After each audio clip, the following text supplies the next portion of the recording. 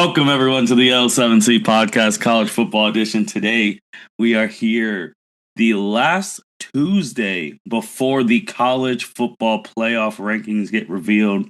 Next time we're recording, we'll be doing that live when the rankings get announced. We have the whole Content Tuesday crew with us. We got the Captain Byron Mitchell. How are you doing today, sir? I am doing great. I can't believe we're almost at playoffs. We're officially in week 10 of the college football season. It's been going by fast, but it's been exciting. We got the EVP Justin Ackendale. How are you doing today, sir? Doing well, brother. Can't complain. Another Tuesday. And we got the anime expert, Mr. Cedric Ware. How are you doing today, sir? I'm doing all right, man. How are you? I'm good, man. I'm just here with my boys, my family. Oh Lord. Oh, Martin's about to be on some BS this podcast. Oh, no. But Byron, we actually don't have any. We don't have the usual review for you because we were on a bye week. Yeah, we were on a bye week, our second bye week of the season. This week was supposed to be a big week. It was supposed to be a big game against Penn State, but hype has kind of died down. Yeah, I don't know if you guys have seen it. I think this is the first time in my adult life that Ohio State's a 20-point plus favorite against Penn State. That's wild. It's fallen. I mean, yeah, this is typically one of our big games. We usually have a big game at the beginning of the year. Then we have the Penn State game. And then the last game of the year against Michigan. This year, there's no juice for the game. I mean, this is Halloween weekend. We thought it's probably still going to be rocking, but no fear of losing. Justin, is there any shot Penn State could even keep this close? Yeah, I think they could keep it close. I mean, they are a talented bunch now. They do got some players on the team, but just how it's gone as of late, I don't see it happening. Ohio State off rest. Penn State ain't played this week, right? They had bye week too. Yeah, so the last game they played was that game against Iowa, I believe. I think so. Yeah, and they honestly played Iowa tough. So I don't expect them really to lay down or anything. Like I think it's still going to end up being a tough game for Ohio State. I think those players on Penn State are going to show up with some type of pride, but Ohio State should handle business like they have been the entire season. Cedric, what are your thoughts on this game this Saturday, the Penn State game? Like, do you even expect it to be close? Do you think, like Justin said, they're going to show some pride? What are your thoughts? Man, I think this is an opportunity for them to show some pride. I guess I'll take the opposite. I think honestly, this is also kind of, I won't say a revenge game, but kind of an opportunity to make a statement game because this is Jim Knowles coming back. First time against Ohio State since he left and took the job at Penn State. Seeing Matt Patricia's defense go up against that offense and kind of give Ryan Day and Brian Hartline an opportunity to put some points on a Jim Knowles defense to kind of make a statement of, we don't need you at all. I think with Drew Allar, because he's still out, right? Because he's out for the rest of the season. Yeah, he's out for the year. I think honestly, it really comes down to that. First, I said that quarterback. This is the best defense in the nation they're going to be playing against. I don't think Penn State's going to score a lot, and so it's going to be all on their defense to keep us in the game. I think there is a good opportunity that we could beat them by 20 or plus if they're not on their shit. Yeah, and with the Jim Knowles, I know we talked about it the last time we did the pod. I don't even know if the offense or Ryan Day even cares about putting up like a certain amount of points anymore. Because like once this team's up 20 points, the game's over because you're not coming back on this defense. We haven't seen an offense that can do that yet. Right. And if we want to go as far as we want to go, we still got 10 plus how many more games? Yeah. probably also a little bit of not trying to show your whole hand, thinking about those potential games in the playoffs that you may have to play, saving some of the good stuff, the explosive stuff for that. Because if you can get through a whole regular season where you just play lights out defense and you just have to do the bare minimum on offense, you get into the playoffs, teams ain't gonna know what the hell you're gonna do because Ohio State with that talent on offense, they can open up the playbook whenever they want to. And this is a Penn State team, and again, this is a real bad year. This is a Penn State team that's winless in the Big Ten.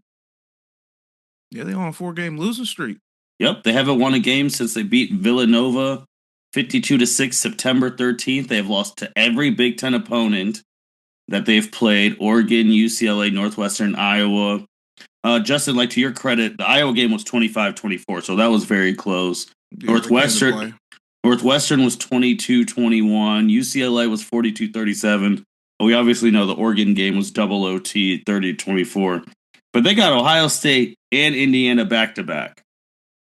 So they really haven't gotten their asses like beat, like, belt to ass style. They haven't. That has not happened. That's not happened to them yet. So they're still showing some pride. It's just the teams that they lost to. Oregon's acceptable. Oregon, that's an acceptable loss. Like, you ain't going to get fired over Oregon, but you lose to Northwestern at home. You lose to Northwestern at home. You lose to UCLA with the season they've been having. Yeah, man. Like, that just turns your season to terrible. But I will say, Penn State will feel really fucking good if they can come to Columbus and get a win. And then if they can somehow beat Indiana, the season's turning around. That dude who's coaching them might have the job next year. He do that. He done. He take out 1 and 2. I agree. Yeah. I agree. If he takes them, that'd be a huge, and that'd be a big stick it to Ohio State if they did beat Ohio State, because then more than likely they would keep Ohio State out of the Big Ten championship game. Motherfuckers in Columbus will crash out. Thanks. Because if they lose, if Ohio State does lose, they would lose the tiebreaker against Oregon because they would have a worse loss, because Oregon's loss was to now number 2 Indiana, and Penn State is ass.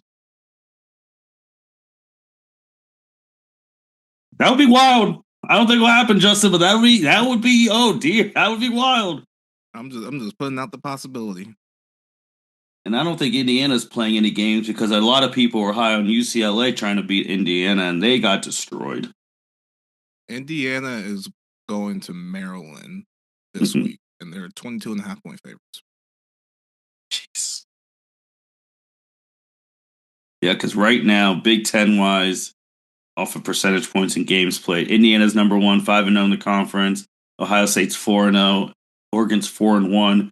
Iowa's 4-1. Michigan's 4-1. Don't sleep on my boys, Iowa. They should be right this week, man. And then also USC is 3-1 right now in the conference. And you got some 3-2s, and then obviously USC's 5-2, Michigan 6-2, Iowa 6-2, Oregon is 7-1, and then Ohio State and Indiana are undefeated, respectfully. So I just think it's going to be one of those pick your games. Once I think if Ohio State gets up 10 points, the game's over, because I don't see it, man. Yeah, I've not seen their new quarterback play, but I know they got some good running backs at Penn State. So if they can get their run game going, they might be. I know they won't. I just said if, Justin. If they can get their run game going, that might help them score some type of points. Yeah, man. We'll see. I'll say it don't matter how good the running back is, you can't block up front, which we'll see. See about that. Well, that's never been their problem. It's never been Penn State's problem. We've talked about it. It's always the quarterback. That's their problem. The talent's always everywhere else. Quarterback and late game blunders. Every time. Well, last time we recorded is when James Franklin got fired. Since then, Justin, another one is gone. After the ass whooping that they took against Texas A&M, they had enough, and Brian Kelly is now the other one out of the house. You said he would, as we joked, the sixth pass of James Franklin, he would be the next one up.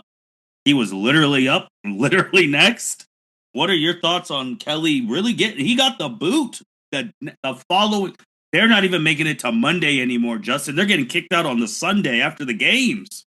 Man, and those people in Louisiana, they met on a Sunday and made some shit shake it. After church. After church. After church on Sunday, they got together at the governor's mansion, which is just hilarious. At the governor's mansion and said, "All right, how we gonna get this 55 mil? What we gonna do? What we gonna do?" But yeah, man, like after that loss at home, mind you, Texas A&M, they're the real deal, bro. They're the real deal. I mean, they're a good football team, top 5 team in the country, top 3 right now. But LSU was up in this game. They were up at halftime. You give up 21 points in the third quarter. Goddamn 35 points in the second half. They quit on them. They absolutely quit on them. And like I said with James Franklin, those people, and specifically a lot more how the LSU fans felt about Brian Kelly than the Penn State fans about James Franklin. They did not fuck with Brian Kelly. Like, simple as that. I've been saying all year, I've never seen a coach more hated than Brian Kelly ever. He got there and he did the fake Southern accent. He was on some weirdo shit, and they were not fucking with it from day one. And with the history of the 3 coaches before that, what they done in 4 years, that pressure was going to mount on them. And hey, we personally know a LSU fan. He was firing Brian Kelly since last year, I believe. Yeah, so people were not in his corner anymore whatsoever. And take a loss like that at home after leading in the first half like that, that's what tends to happen. And especially in this new landscape. James Franklin getting fired literally opened up the floodgates for everyone. Correct. Everyone had enough. Yep. Everyone had enough. Correct. But and people forget too, Ed Orgeron, he got fired at like 2 years after winning a national title. He had 9 losses and they said, nah, enough's enough, get out. So there was some scandal there too. After a natty? Yeah, he was wilding. He was wilding a little bit, but yeah, he won a national title, and they were like, yeah. But I think a lot of that is definitely some of the scandals he was doing. They couldn't have him around anymore. I feel like that's more of what was going on. Because 40-9, and that was Orgeron. Yeah. So, but even with like you said, Justin, you alluded to the LSU coaches before Saban, Miles, Orgeron, they all won an SEC title and a national title within the first 4 years. Brian Kelly did go to an SEC championship game. He lost to Georgia. Obviously, he's had a Heisman Trophy winner in Jaden Daniels. I mean, Byron, what are your thoughts? Because this is another, like Justin said, that these people have had enough. We've had big firings the last 3 weeks. We had James Franklin and Billy Napier from Florida. That motherfucker deserved it, though. He was actually. Justin, every time he always saves his job, and then they're just we're honestly. I'll let you speak again, Byron. I gotta get to that way. We're splitting hairs, honestly, with high expectations with James Franklin and Brian Kelly. Like, these coaches won games. Like, they won a decent amount of games.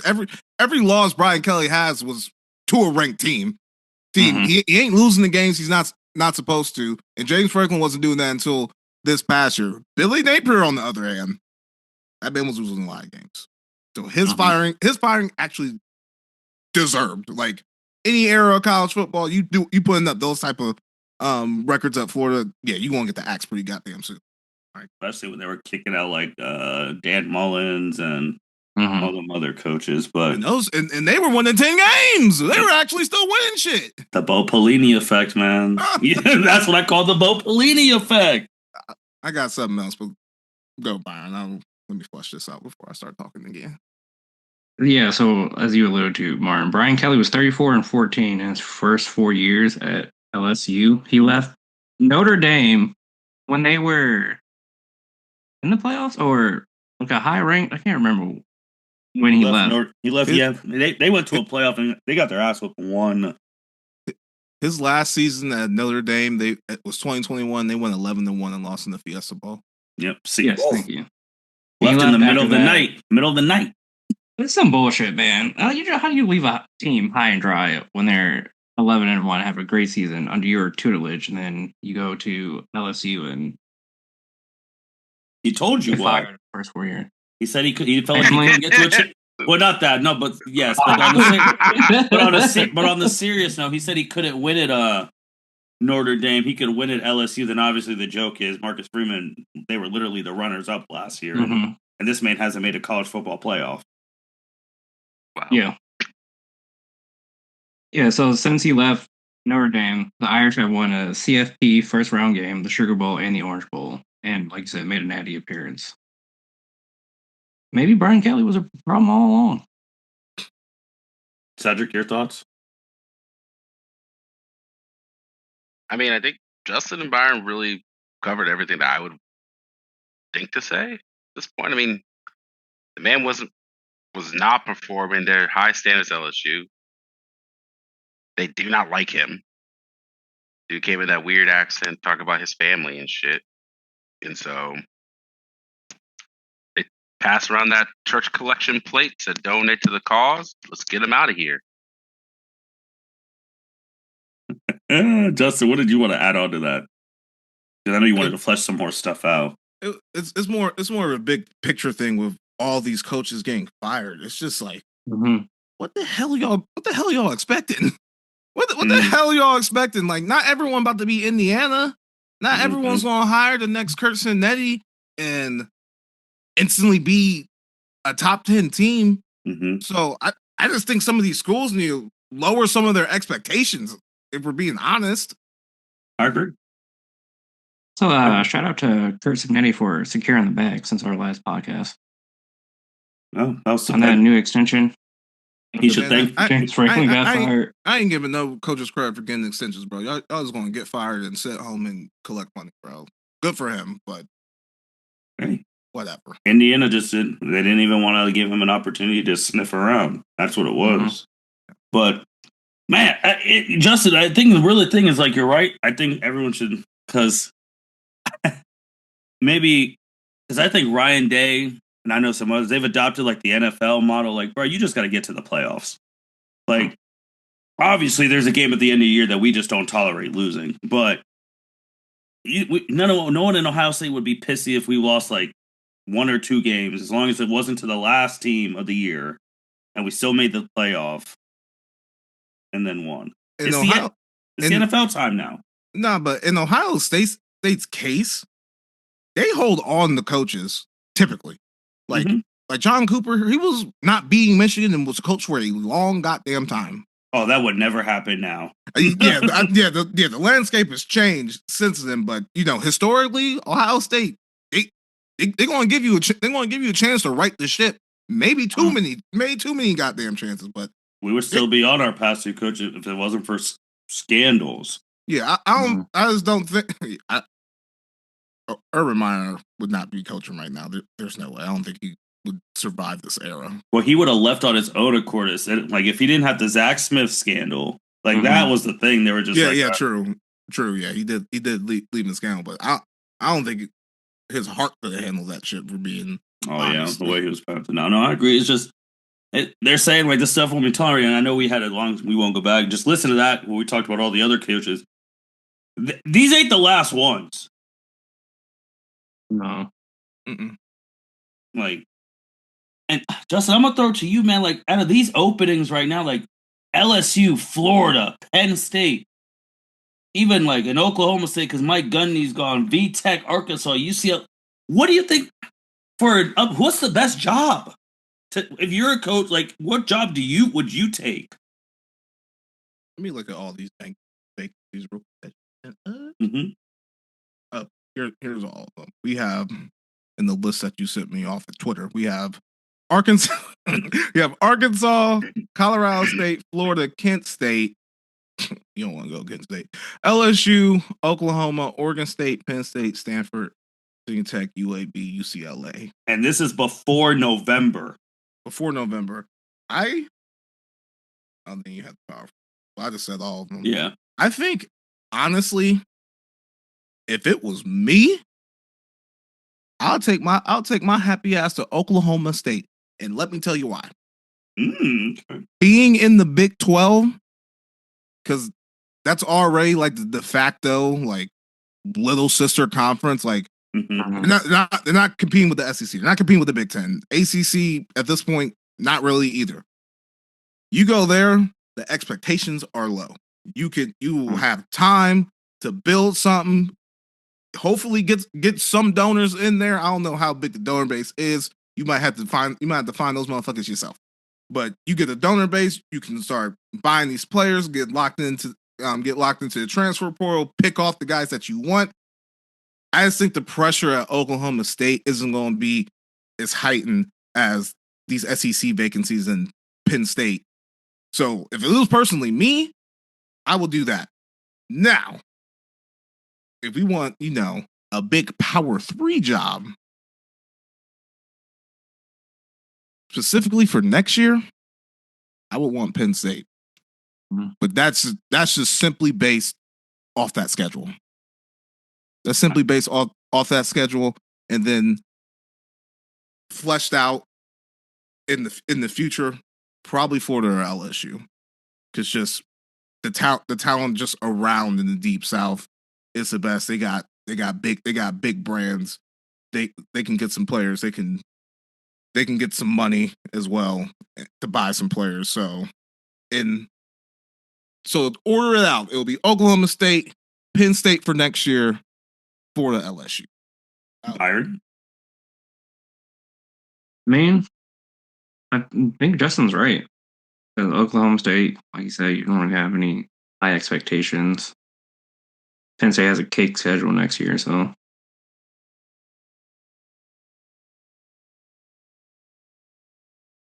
Yeah, if you want to go to a Power 4 conference.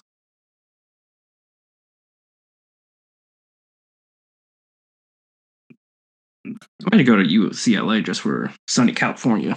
You don't want to go there. Yeah, their fan base is ass. Their alumni don't really care unless they're winning. Like in LA, there's too much to compete with fan-wise. You got to be good for people to come to your shit. UCLA is not USC. True. Cedric, how about you? I 1,000% agree that Oklahoma State would probably be the one that jumps the most out at me.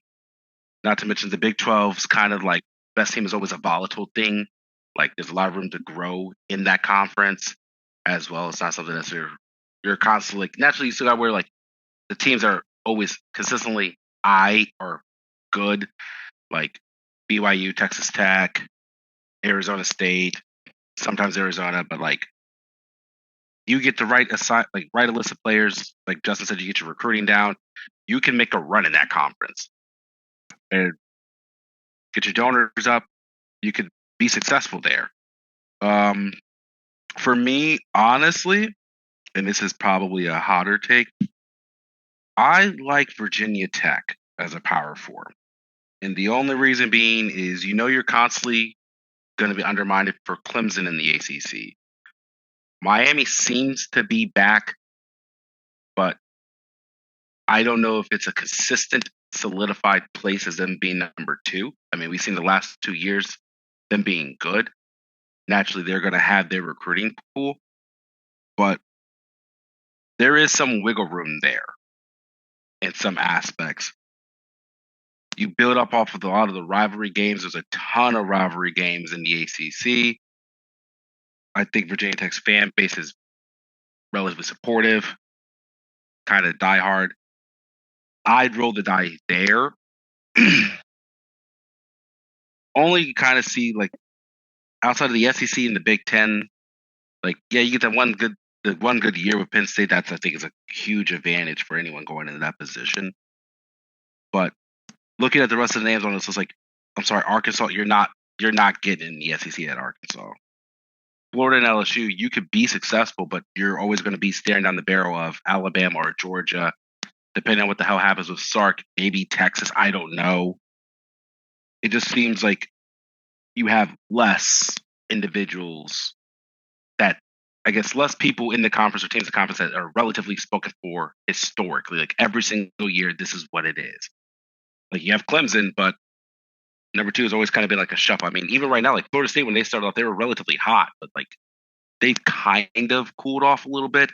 And so that number 2 spot isn't super solidified yet. I think if Miami has a great season next year, I think they start to be in that conversation. But that's just my 2 cents. No, I agree with a lot of y'all are saying. I think Justin for the first one, the Oklahoma State thing, no pressure. All that is basically like going to Indiana. Exactly. Yeah. Like Texas Tech literally bought a football team, and now they're in the mix. Joey McGuire's their head coach. He's been the coach since 2022. The most games he has won in a season in the Big 12 is 8 games. Games. These niggas is 7-1 right now. Mm-hmm. Third in the Big 12 with only 1 conference loss. Only BYU and Cincinnati are ahead of them in the conference. They bought a team. No one was talking about Texas Tech before this year because they bought a team. That's what you can do in the Big 12. Nope, you're right. I agree with everything you guys are saying, and just going for the next thing. If this job gets open, Cedric brought up, I think it's going to be Florida State. The talent down there, you still in Florida, like, because I don't think Novell. I know, like Justin said, now all that AD speak we're behind. That don't count for shit no more. Nah. You can say you behind a coach, and then the boosters are calling you on your other phone. Like that don't mean nothing. Like that job gonna be open. Auburn, I mean, and probably gonna be Wisconsin's gonna be open. Well, if with this many fucking firings, like at this point, who's gonna coach the damn team? Like the candidates, like they all gonna be gone. Like that's what I'm saying. You all can't just be like, fucking, we had enough. Like you can't. Well, because people are because you brought up a thing about last time when we talked if Kirsten Eddy would even leave, and that's not even happening. Would Lane Kiffin really leave Ole Miss right now? Yes. For who? Who do you think he would leave it for? LSU for you got to understand. This motherfucker in Oxford, Mississippi. I'll tell you right now, Baton Rouge and Gainesville is just going to be a better life. Like it's Mississippi now. Come on now. We can't forget what the state of Mississippi is. Oh, I'm just going to leave it at that. Oh, I'm weak. Not the state. Oh man. Hey, come on, Justin. I know that you achieved that challenge as a kid. Everyone trying to remember how to spell Mississippi. Everybody can spell Mississippi now. I'm telling you, Cedric, if you a big recruit in the South. Hell no, I ain't going to Mississippi. That's the same. Listen, that's the same thing I was saying with Arkansas. I ain't going to Fayetteville. Why the fuck I going to go to Arkansas? Like Fayetteville's a nice town. It may be beautiful. Listen, I've never been there personally, but I've heard good things about Fayetteville. It can look great. That don't mean I gotta go there. That's crazy. Oh my gosh. Yeah, good point. We'll see. We'll see how that goes. But man, let's talk about some games of the week. Justin, let's start off with the alma mater, Cincinnati College Game Day. Cincinnati versus Utah. Oh, my niggas gotta go to Salt Lake. Oh yeah. Man. Yeah, it was UC homecoming this past weekend against Baylor, and the Bearcats put it to them.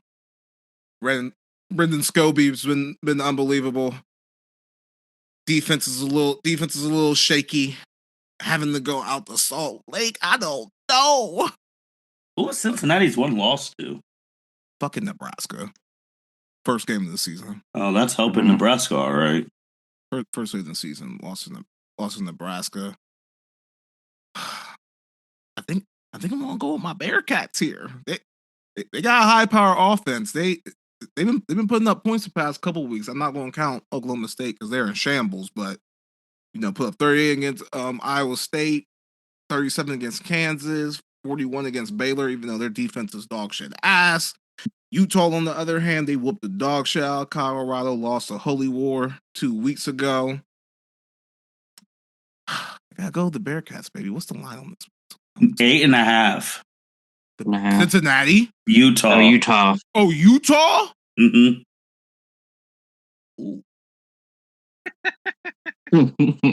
I'm shocked. I'm looking at these late game lines. I'm like, huh? UC's defense is not very good, but that's a lot. That's a lot of damn points. I'm just going to be a homer and take the Bearcats. I will for sure take the points. It is a 10-15 start. Oh, your buddy really got 20 TDs in one pick. Yeah, Sorsby's going on. And they can't 8.5. That's a lot of points, dog. He can run too. He can run too. That freshman from BYU gave Utah some problems. He a running quarterback too. So yeah, Utah's gonna have to be able to deal with that. Yeah, I'm taking UC in this game. Even though dreams go to die in Salt Lake though. I've always been a big Utah Utes fan when they had Cam Reddish. You mean Rising? Cam Rising. Yeah, Rising. I don't know why I said Cam Reddish. I thought you meant Cam Reddish from like you used to be like at Duke. I think I'm gonna be a homer too. I'm gonna go with Cincinnati, man. The Ohio team. Okay, Cedric. And we all can't pick the same motherfuckers. Like this be killing me. Shit, everyone picked the Chiefs on fucking Monday Night Football, and look what they did. Shit, it don't matter. That shit does not fucking matter. The better team's gonna win most of the time. Oh man, I'm rolling with Cincy. I think this is a big game for Utah. This is their only way back in, but I like Cincy to close the door on them. Yeah, let's go Bearcats. Cedric, Nebraska versus USC. Both are still fighting for something. You know, I'm gonna go with Nebraska. I feel like there's still more to see from that team. I think that they could get this win. I mean, USC got obliterated by Notre Dame. It was not a great game for them. And I was honestly disappointed that my favorite rivalry, I turned that shit off and watched the Holy War. Like, but I'm going Nebraska.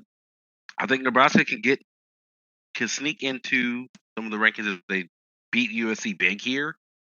They both are only 2 lost teams. I like Dylan Raiola. As much as I fucked with Makai Lemon and Jordan Mailata, that Notre Dame game showed me that under pressure, them dudes can't crumble. So I'm going to go to Nebraska. Plus, I fuck with Franzas. So. Okay. Byron, USC is the favorite in this game by 6.5 at Nebraska too. Does Nebraska have a good defense? No. What's your definition of good? That's a good. And point. they still have Mailata, who has over 2,100 passing yards. They won't stop. They won't stop. This might be a shootout game for real. Yeah. That means over 59.5. It's over under. They won't. There will be no defense playing. I'm going to USC, man. I like Mailata. I think he's been having a great season this year. Okay. Justin. I mean, USC off the bye.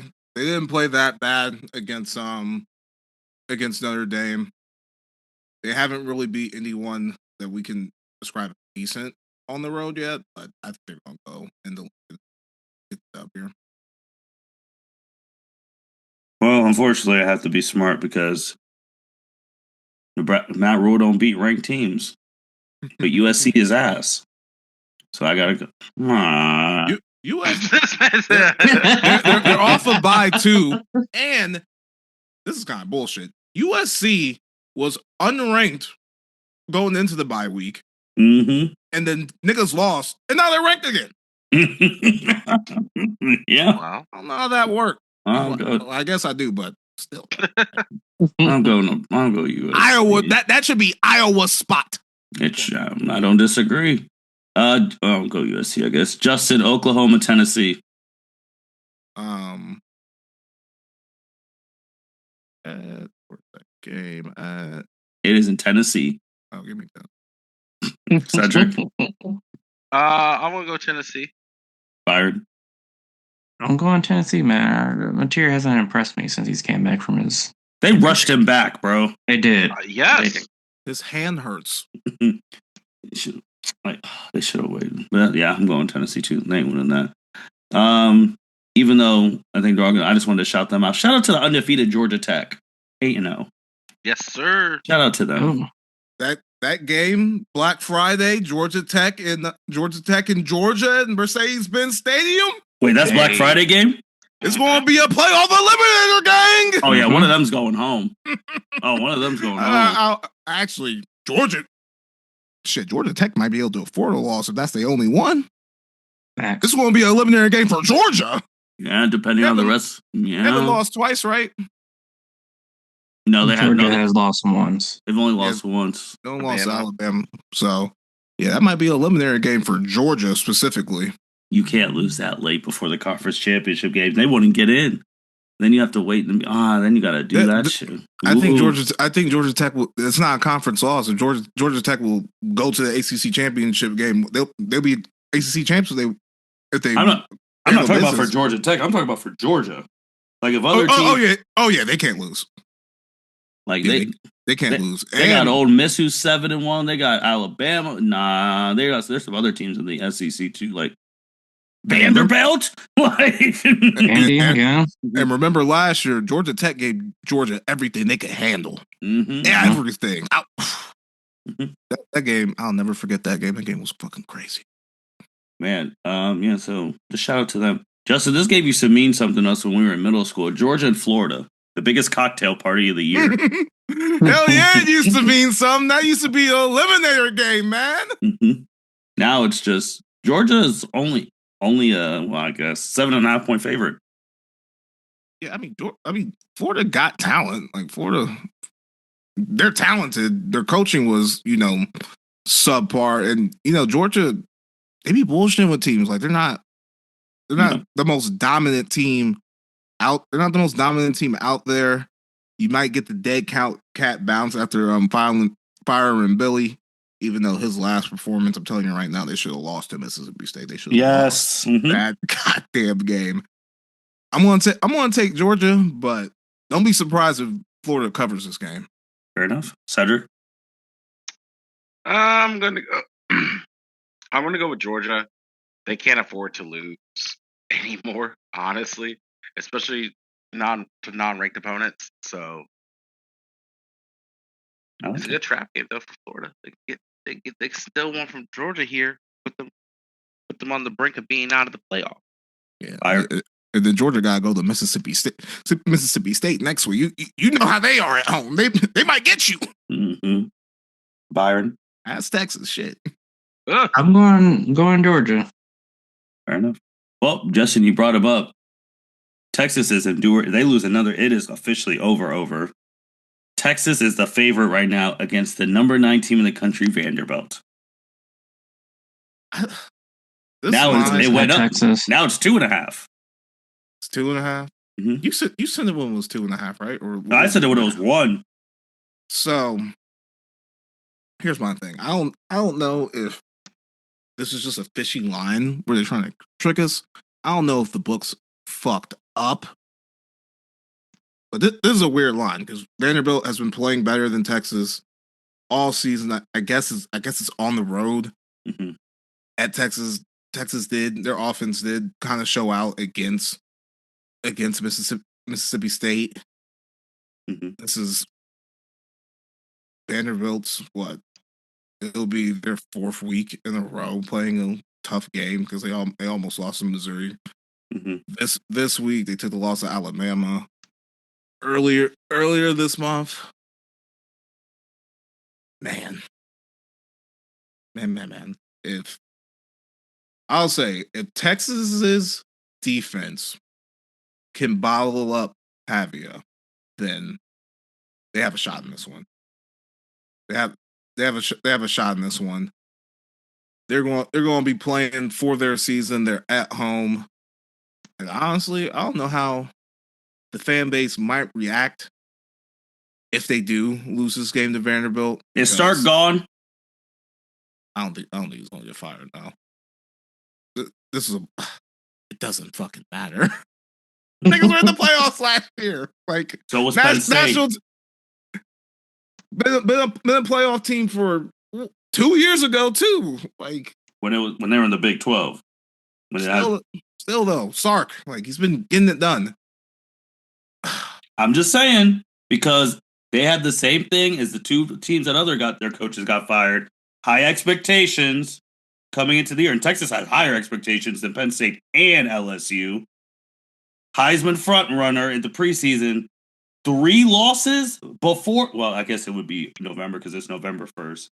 You know Texas will start getting a little iffy now. Because this was their year too. I know his seats want to get high. I don't think he's going to get fired on Sunday.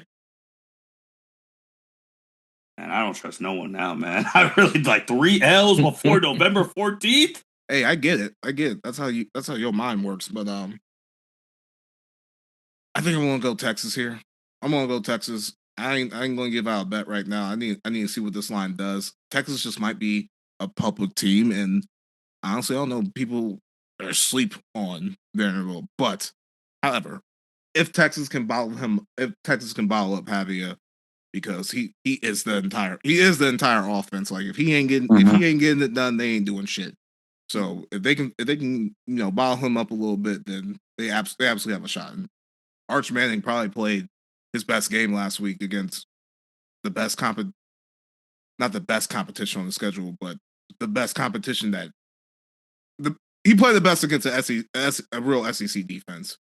He showed that he can do this thing a little bit. He's getting better. He is getting better. We all left Arch in the dust. I think Texas is going to come out this game. Byron, I'm going Vanderbilt. I think their defense may be a little better than Texas because they did hold Missouri to 10 points. Granted, their starting quarterback for Missouri did get injured in the game, but how many yards did that hold? My boy, Ahmad Hardy, too.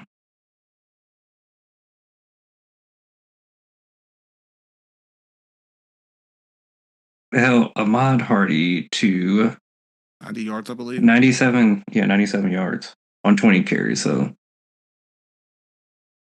that's not bad against a really good running back. So I'm going to go with Vanderbilt. I think their defense shows up, and Pavia looks good. Cedric. Oh, this sucks.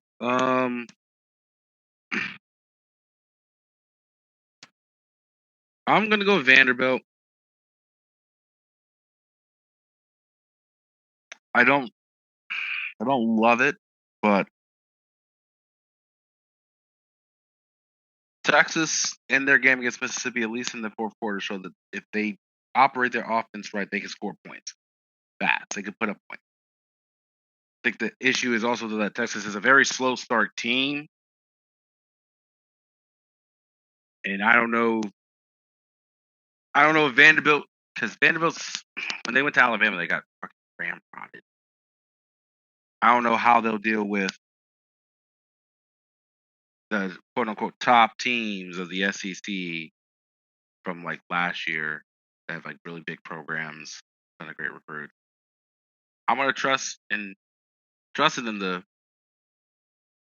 be able to beat Texas. Arch, I still don't think Arch is as good as anyone has. Absolutely not. And I think that this is a game that he is susceptible to being further exposed. So, yeah, I'll go with Vandy. Just remember, after this game against Vanderbilt, Texas has Georgia, Arkansas, Texas A&M. Yeah, they ain't gonna win some of those. They ain't gonna win that fucking Texas A&M game and potentially that Georgia game. They got win this one, and they're at home. They haven't been home in a few weeks. I think they got it, and that line tells you Texas is going to win. I'm scared for them that last game of the year. Texas A&M is going to kill them. Texas A&M going to whoop the dog shit out. Like, they're going to be. Man, they might win the national title, but I'm telling you, the only thing those boys down there in College Station care about is beating Texas. Oh my lord! Are they at Kyle Field too? Are they going to Texas A&M? Yep, 7:30 ABC. They already have it on the thing. Oh God! 11:28, 7:30 p.m. ABC. Well, we're going to be able to call. We're going to be able to call Archie ass again after that game because he's about to look terrible. Because A&M got a good defense too. Bro, I'm about to put my black on. It's a funeral. It's a wrap. That big kill in Kyle Field. That's not at Kyle Field. It's at Texas. Oh, it is. It's at DKR really? Texas Memorial Stadium. Oh yeah, this one. They got lucky. I was going to say, helps, man, that's that helps. that It was at A&M last year. Tickets as low as $475. Jesus Christ! Are you trying to buy and go?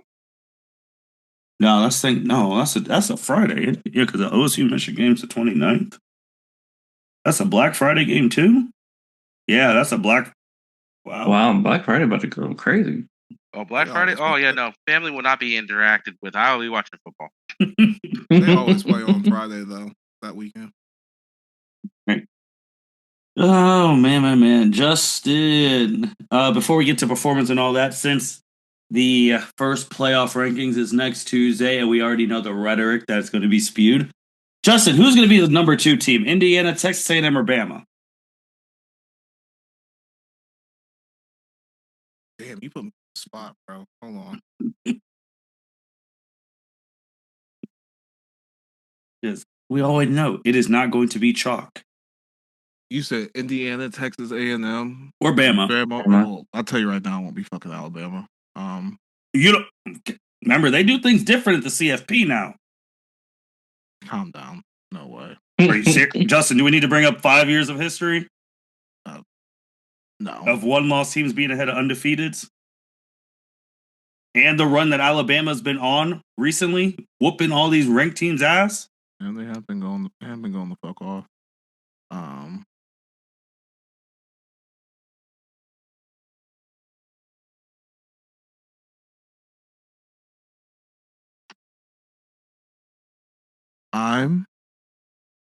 I want to go.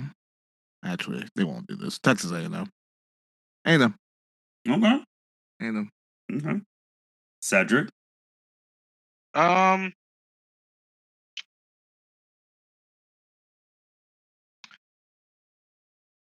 will say if Indiana beats the shit, like if Indiana beats Maryland by a lot, I think they will stay number 2.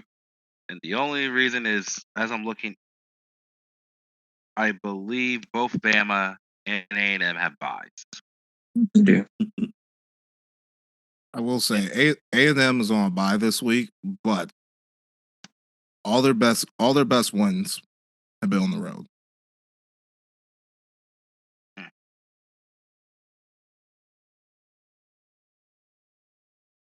And if it's not A&M, I would pick Indiana because they went to Oregon and beat them, which is probably the best one in the country.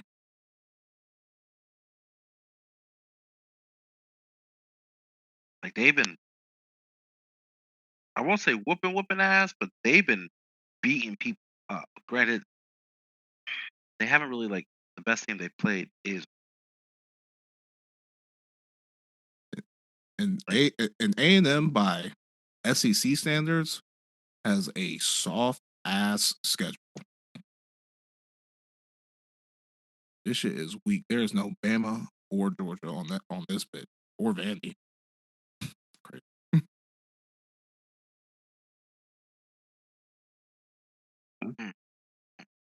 I'm gonna hold the faith. I'm gonna hold the faith that Indiana stays number 2 if they get a win big over Maryland. Byron. I'm going the same logic as Cedric. If they win big because A&M and Bama don't have games this week, that'll be like, I want to say like the last thing in the pickers' minds that Indiana got a big win this week.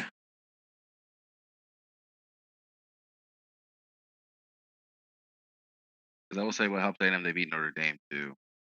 Mhm. Yeah, Notre They Dame's beat only. Notre Dame early. Yeah, early in the year that was that fucking kick, man. But oof. I mean, the committee loves disrespect.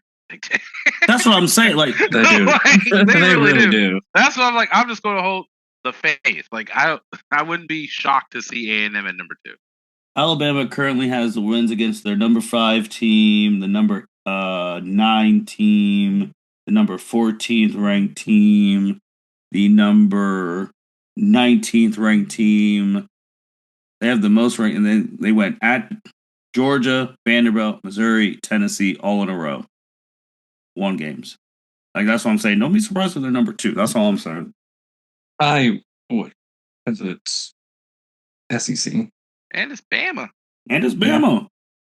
They love a good Bama. Because they could be Especially since Bama wasn't in the playoffs last year. And then pick them to win this year, and here I am. That's my bad beat of the year so far. So, all right. Cedric, you got a performance of the week? Haynes King. We get Haynes King, Georgia. I mean, I've loved these 5 touchdown performances. Big fan of him. Mr. King had 304 passing yards, 3 passing tutties, 91 rushing yards, 2 rushing tutties.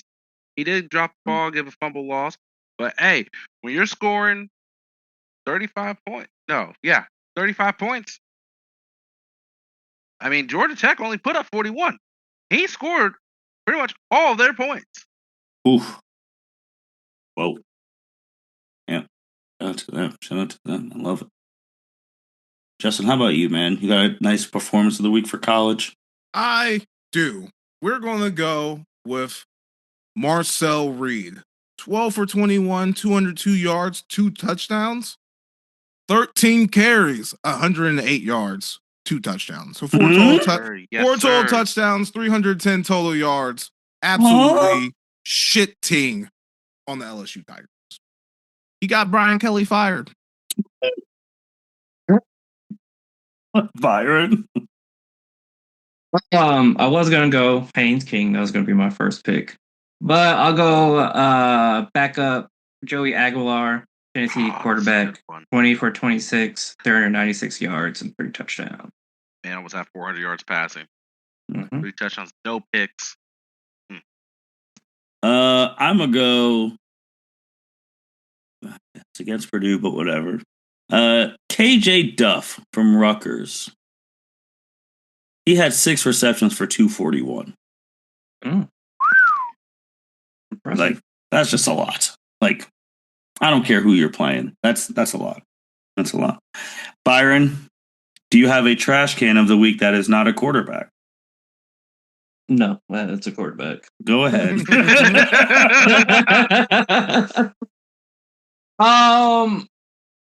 This might be low hanging fruit, as Justin likes to say, but I'm going. I know who you're going for. I already know who you're going for. Who? Caden Salter from Colorado. Okay. 9 for 22, 37 yards, 1 interception.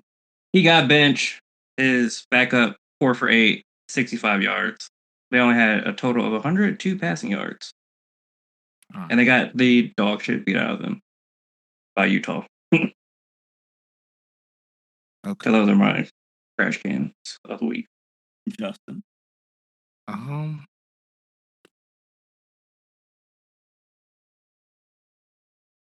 We don't have a college one because I don't want to take the low hanging fruit because I gotta get this guy some grace. Hunter Simmons. I'm not even gonna go over your stat line. Wisconsin's 3rd string quarterback that's starting right now. The Atlanta fucking Falcons. Yes, we're going to the NFL. Because what the hell was that shit? And I didn't even have no money on that game either, so I could look at that shit clearly and just see the ass dripping. Kirky Cousins. What the fuck were you doing? Like, did you see the report today? No. The report today is after that performance, he wants to be a starter on a team because the trade deadline's about to happen. Oh, Starting for who? that's nice. Listen, I want to be a millionaire. So fucking bad. But here I am. The timing was very impeccably poor to say that. Yes, it was. I think someone might give him a job too. That's a crazy thing. But what was it? It's not just Kirk Cousins though. Like the entire team was just fucking terrible. I know they didn't have Drake London. He was a late scratch for some reason. I mean, but Bijan ain't do shit. That nigga only had 9 carries for 25 yards. They let the Dolphins absolutely shit on them. Let the Dolphins fucking shit on them, dropping 34 points on them. We thought Tua was dead in the water. Tua threw 4 touchdowns and no picks against these guys. Like like you think the Falcons are about to do something? These niggas will have a good win. You be feeling good about them, and then they fucking lay egg. Like this is the second goddamn time they did that shit. They beat the Vikings on Sunday Night Football. Whoop their ass when we all thought the Vikings were good, and then go up next week and lose 30-0 to the Carolina Panthers. And then beat the dog shit out of the Bills. Had everyone questioning the Bills. Exactly. And then I don't know this game directly after that, but it's just goddamn, get out your own fucking way. So my trash can of the week is the Atlanta Falcons. Oh, Cedric. Well, I mean, I can't pick the low hanging fruit. I was going to pick the quarterback from Stanford.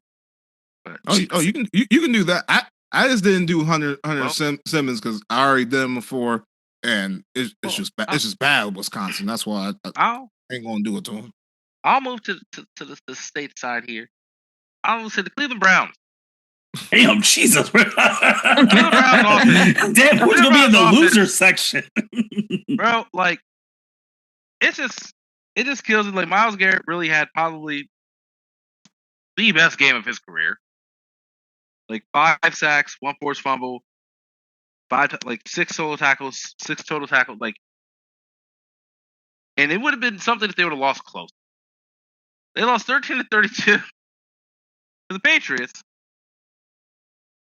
making Drake May look like the shit. Like, I mean, that boy been balling. He been balling, man. It's just crazy to me that like this dude did everything he can on defense, like,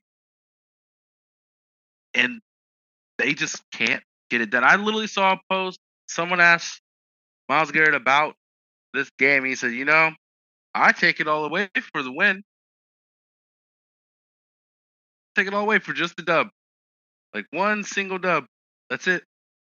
The motherfuckers are 2-6. I mean, I guess at the end of the day, Miles, at least you cash in checks because, you came back for the money.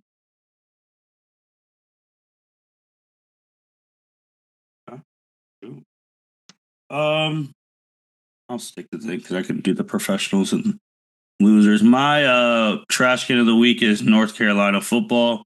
The reason they are the trash can is even though because LSU was getting garbage points before this past Saturday, there were only 2 FBS schools that did not score 25 points this whole season. It was LSU and North Carolina. Obviously, LSU got some garbage trash at the end of that game, so they literally just got 25.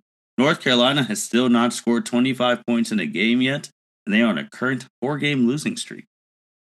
The only team in FBS to not score 25 points. They should have beat Virginia, man. They had them. They should have. They had them. And then they got Syracuse. They'll probably beat Stanford. And then Wake Forest, Duke, North Carolina State. I was rooting for them on Saturday, man. I thought they were going to do it. Yeah, them 4 L's. It's tough out there for Bill Belichick and the crew. Well, Byron, who are your winners outside of the college football landscape? I got one winner. I'm gonna go with James Cook. He had 19 carries, 216 rushing yards, and 2 touchdowns against the Panthers. I know it's the Panthers, but still, 216 yards is impressive. Like I said, it's 216 yards. 216 yards. Mm-hmm. Cedric? I'm going to go to my guy, Jonathan Taylor. Woo-hoo! I'm in 3 fantasy leagues. My dude helped me out. Give me some dubs. Like 12 attempts, 153 yards, 2 rushing touchdowns. Broke for an 80-yard run. That shit was spectacular. Like, I'm watching that shit right now. You look at his game log, you think it's not even real what he's been doing. But He's putting up video game numbers. Tirade. Like he has been hurting people, and I love it. Like, whew, man. Other than Justin, that, I was going to say the Thunder. I am. Good Thunder. Okay, I like that. Justin. We are about to go to these NBA streets. It's been a week. Mr. Basketball. And we all know I'm Justin, Mr. Basketball, NFL expert, EVP of the L7 Siakandale. Okay, Paul Heyman ass. Oh, ass. Like that? You like I just rolled off the tongue, too? That was good. It did it on a first take, too. That was really good. That was spit. But we gotta go. My boy Wemby down in San Antonio. Like, Byron, you thought you about to have a dynasty, boy. I think that alien in San Antonio might have something to say about that this year. This man has been going the fuck off. And he hates Chet. And he hates Chet's skinny bitch ass. Okay, you didn't have to call it that, bro. He is averaging 31, 13, 2, and 5. And that's 5 blocks, by the way. Spurs are undefeated. What was it? The first game? Who they played in the first game of the season? Dallas, 40. That's when he killed AD. Yeah, like it was unbelievable. The NBA wasn't going through this fucking gambling scandal shit. He would be leading all the shows because the man's been absolutely unbelievable to watch. He's completely unfucking stoppable. Like, but there we gotta watch Terry Rozier and Chauncey Billups get arrested.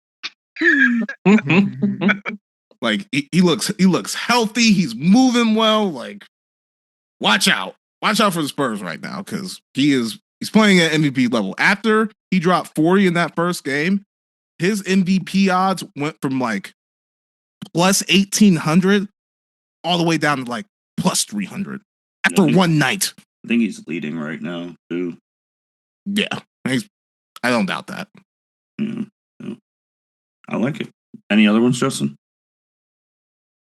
Shout out to the white boys in the NBA the past couple of days. Austin Reeves for dropping 50 on Sunday and 41 last night. And Lauri Markkanen getting the win against the Suns.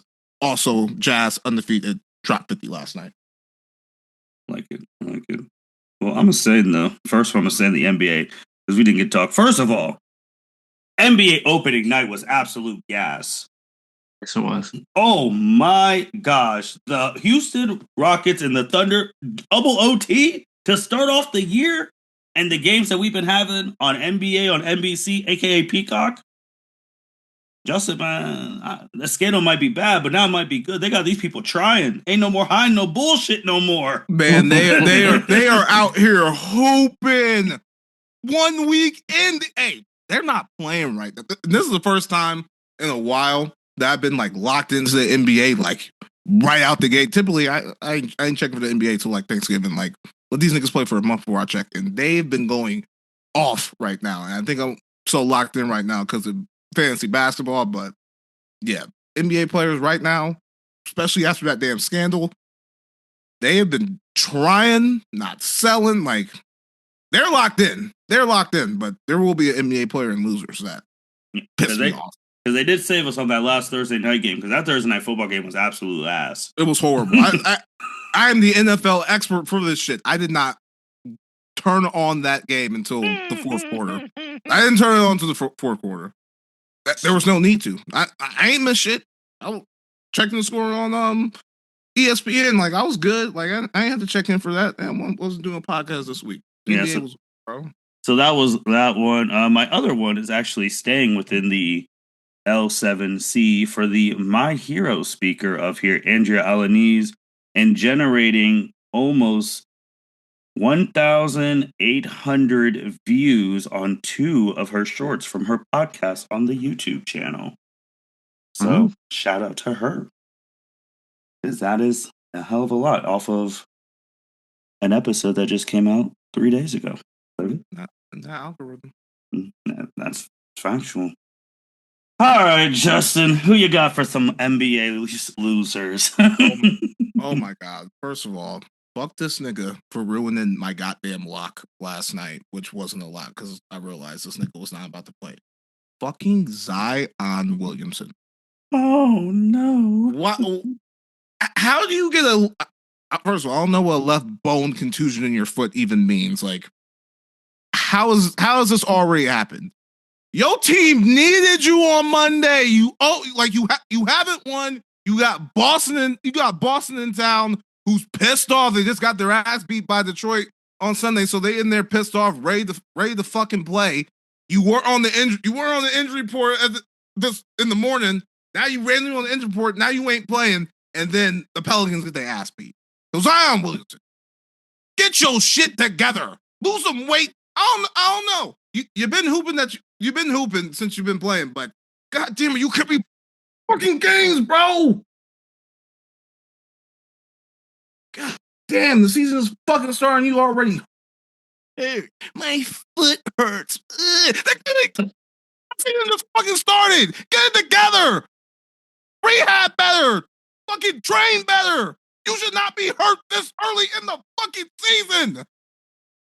You lost me so much goddamn money because you ain't fucking playing that.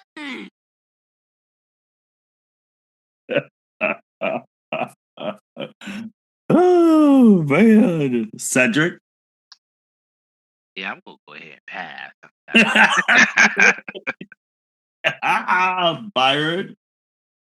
I was gonna say the Falcons for my losers, but Justin already eloquently ran it in his trash can of the week, so I got a loser. Worse than losers, they fucking trash. You brought. I gotta go back to add one more winner before I go to losers. Shout out to Justin fucking Fields. Yeah, taking all that fucking shit from his fuck ass owner, and then what did he do? No, it was against the Bengals, but who cares? Then leading that comeback, put it what was 38? 38-32 was the final. 39-38, I think. They only won by 1 point. Yeah, so 39-38. But all that shit he was hearing, your owner said, "Man, we'd be good if our quarterback knew how to throw the ball." Come on now. And then you did that. That's some. Yeah, so that's a good story of the NFL weekend. Almost brought a tear to my eye too. Fuck that fucking owner. Loser.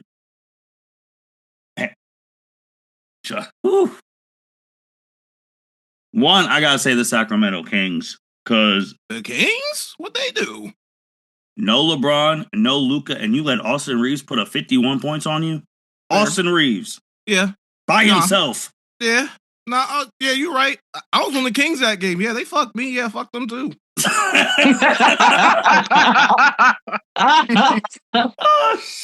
Like I'd never thought Austin Reeves could put it.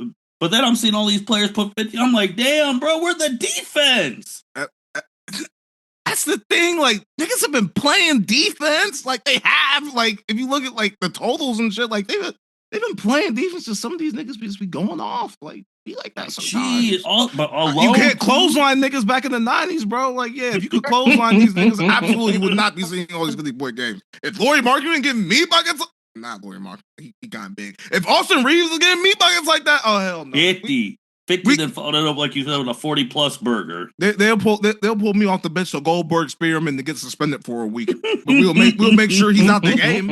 Oh my god, I just didn't see that. I didn't foresee that, man, because they have some. And then drop 41 the next night to Portland. Didn't drop. They lost, but they don't even got a coach. They got Tiago Splinter being their interim coach. Tiago, that's true. Oh, that's an NBA champion. Put some respect on him, bro. I love that. He played with the Spurs dynasty. He know what he's doing. I remember Tree gang. I remember, bro. I remember the old First Take where they used to go Tiago Splinter. I remember, bro. It's just that's crazy. I was just like, damn. But nah, that's just bad, bro. Like the Kings, that was embarrassing. I'm sorry. Austin Reeves really did y'all dirty with no help, for real. But it's what it is. No, I think that's really. They were the only. Yeah, that was the only one. I mean, there's some other NBA people, but Justin already killed Zion. Like, yeah, we good, bro. It's only a week. That shit was really pissed off. Like, there'll be more to be had. Shoot. Well, that being said, thank you everyone for listening to the L7C podcast. Make sure you like, rate, comment, subscribe. Next time we are here, we're going to get the first college football playoff ranking, so you know we're going to analyze that. With that being said, y'all take care. Thank you for listening to this episode of the L7C podcast. Be sure to like, rate, review, and subscribe to the channel. Follow us on all social media platforms, and we'll be talking to you guys soon. Take care.